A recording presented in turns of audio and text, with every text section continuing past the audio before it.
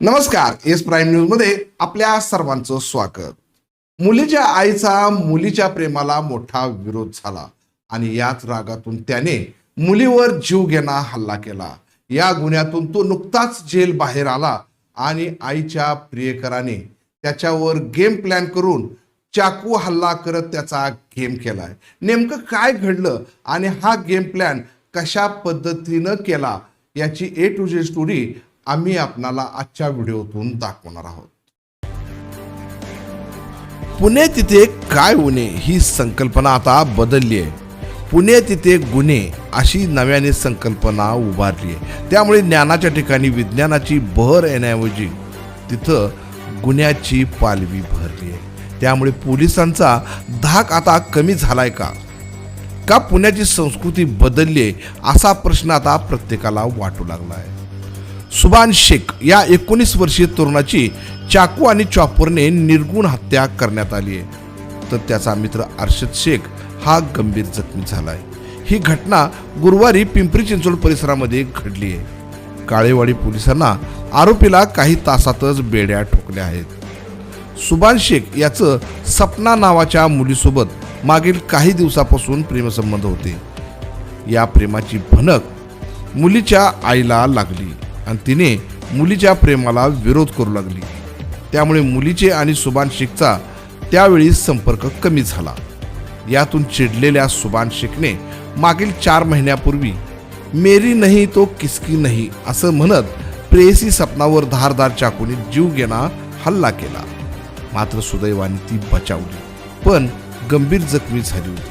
त्यावेळी या सुभानवर पोलीस स्टेशनमध्ये गुन्हा दाखल होऊन त्याच्यावर हाफ मर्डरचा गुन्हा होऊन तो जेलमध्ये सध्या होता. सुभान हा 5 दिवसांपूर्वी जेलमधून जामीन मिळाल्याने तो बाहेर आला आणि तो पुन्हा सपनाच्या नादी लागला. सुभान बाहेर आल्याने तो आपल्या मुलीवर आणि आपल्यावर जीवघेणा हल्ला करून आपला बळी घेईल या भीतीने मुलीच्या आईने तिचा प्रियकर असणारा विशाल सूर्यवंशीला आपल्या मनातली भीती बोलून दाखवली.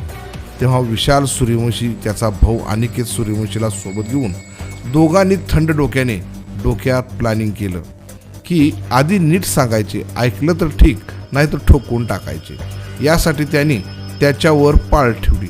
मात्र वेळ आणि काळ सोबत आले की मृत्यू समोर येऊन उभारतो असं म्हटलं जातं. सुभान शेख हा गुरुवारी रात्री 11 वाजण्याच्या सुमारास त्याचा मित्र अर्शद शेखला सोबत घेऊन घराबाहेर पडला. घरापासून काही अंतरावर येताच त्याला विशालने बोलावले. त्यावेळी आमच्या मुलीचा नाद सोड नाही तर जीवाला मुकशील असं सांगितलं. पण आधीच रक्तात गुरमी असलेल्या सुभानला जीवाची भीतीच उरली नव्हती. त्याने देखील गुंडगिरीच्या भाषेला गुंडगिरीचीच भाषा वापरली. त्यामुळे मिटण्याऐवजी पेटण्याला सुरुवात झाली आणि एका क्षणात काही समजायच्या आत विशालने सोबत आणलेल्या चाकूने सुभानच्या पोटावर आणि गळ्यावर वार करायला सुरुवात केली. त्यावेळी त्याला वाचवण्यासाठी त्याचा मित्र अर्शद मध्ये आला. त्याच्यावर देखील चाकूने वार करण्यात आले. मात्र विशालचा राग हा सुभानवर असल्याने त्याने आणि त्याच्या भावाने त्याच्यावर अनेक वार केल्याने तो जागीच रक्ताच्या थारोळ्यात पडला. तर अर्शद हा गंभीर जखमी झाला. काही वेळातच काळेवाडी पोलीस घटनास्थळी आले. त्यावेळी मृताची ओळख पटवून त्याच्या प्रेमाची हिस्ट्री बघून योग्य दिशेने तपास सुरू केला आणि काही तासातच काळेवाडी पोलिसांनी दोन्ही आरोपीच्या मुसक्या आवळल्या आहेत.